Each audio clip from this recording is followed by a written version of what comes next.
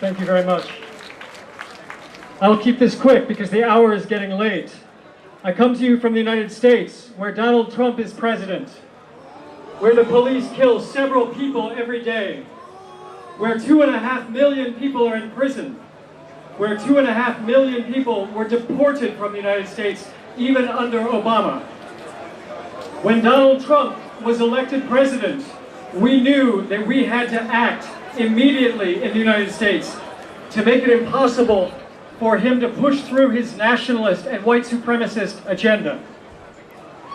And many people understood, many Democrats, even many liberals understood that it will not even achieve their goals for them to continue giving their resources and giving all legitimacy to the government.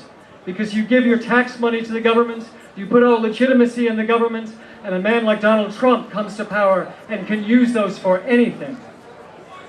So as soon as Trump became president, there were demonstrations all around the country. At his inauguration, many thousands of people took the streets. More than 200 of those people still face felony charges and are threatened with 75 years in prison each. As soon as Trump became president, and as soon as he tried to put his Muslim ban into effect, people went to the airports and shut down the airports around the United States. People went into the streets and demonstrated and stopped the white supremacists who support him. Yeah! And it was only after we did all of these things that a judge temporarily blocked his Muslim ban. It was only after we showed resistance from the grassroots, resistance from the streets, that we began to see leaks from the White House, that we began to see chaos in the halls of power. Only direct action from people like us can create the chasms, can create the rifts within the ruling class, can show them that there can be no business as usual while they are oppressing us, while they are deporting and killing people. And this is why Trump has not been able to put his agenda completely into effect yet. But we must not trust judges. We must not trust corporate media. We must not leave it to political parties to do this for us.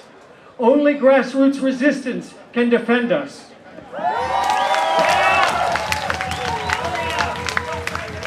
The election of Donald Trump is not a coincidence, just like the brutal policing this week in Hamburg is not a coincidence.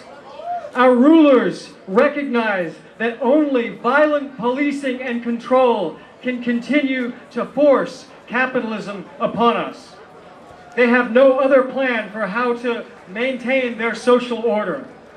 Right. As the crises of capitalism get worse and worse, from the economic crises affecting many people throughout the world, to the ecological crises and catastrophic climate change, and the civil wars that are spreading from Syria to many other countries, as all of these crises intensify, we will not see any solution from the governments except for more and more violent policing and control. They no longer pretend that capitalism will produce enough for all of us. They are no longer pretending that we will all be included in their social order. And they will take every freedom from us that we do not defend with our bodies in the streets.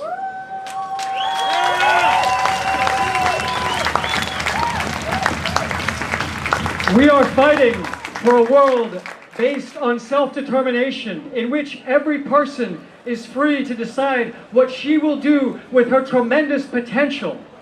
We are fighting for a world based on mutual aid and voluntary association, for a world in which everyone is free to share and create and live. We are fighting and we are organizing autonomously. We are organizing in decentralized horizontal structures that stretch from here in Hamburg to Malaysia, to Indonesia, to the United States, to Brazil and Chile. They tell us that it is impossible to organize our lives without government. They tell us that it is impossible to organize the ways that we do. But if it were impossible, if it were not effective to organize this way. Why would they need 20,000 police to control us here in Hamburg?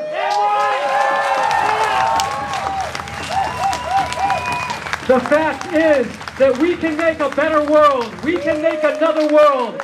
It only remains for the people who are inside, who are at home, who are afraid to join us in using their capabilities, their potential freely, the way that we are here to do today.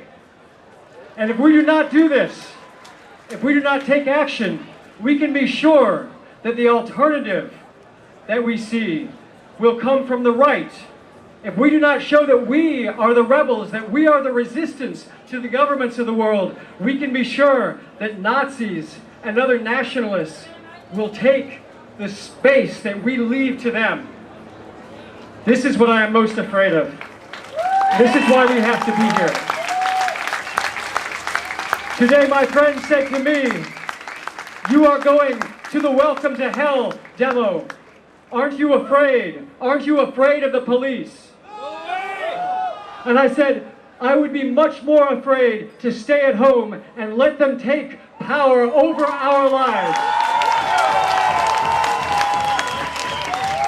We have to come together like this and discover the strength that we share when we are together in the streets. And it is incredible strength, whatever they try to do to us tonight. So I want to say, for me, it is an honor to be here with you, the brave people of Hamburg, Europe, and the world. Thank you for your courage, for your dignity. Thank you for standing up for others who cannot be here.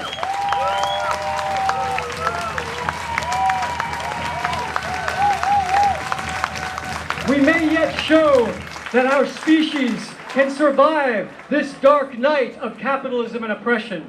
We may yet show that we have the right to survive, although the hour is late. So I want to say, again, thank you for being here. Good luck in the struggles that all of you are involved in.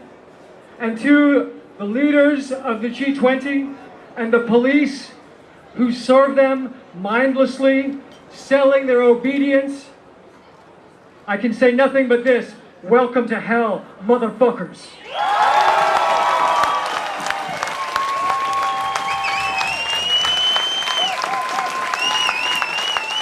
Thank you very much.